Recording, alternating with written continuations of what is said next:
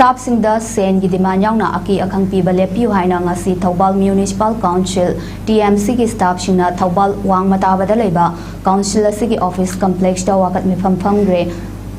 aki akhang yaudana aikoi bu thabak suhanbiu selgi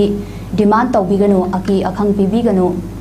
masagi mathau tawriba staff singda aki akhang pibiganu haina thaba play card chingpaiduna famkhiba wakat mifam aduda saruk yakhibi TMC gi LDCS memthoibina phongdorakpada TMC asi semi government ne tolopsu sang naina phangba natte masigi mathakta lupa lishing taruk natraga lishing taret khakta phangba sanitary worker kaya su yauribani staff sing asina honaduna council asigi akoiba mafam sing lunana thamnabagidama amot akai sing sengdoktuna yamna kan honaribani loinana deba karma kaya shu chatlibani yamna wana honariba staff singda sen gi demand tawrakpa asi thamoi shokna nungaijade maram asina mioi bagi minungshi yangbiraga staff singbu tangdu leitana mathau tawba ngamhanbiu sen gi demand handokpiu haina memthoibina appeal tawrakhi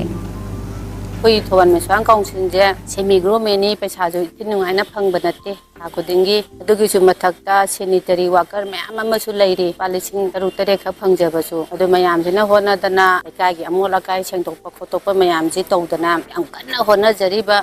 sigi mathakta tawbiriba demand je khoi thamoi sokna nungai jate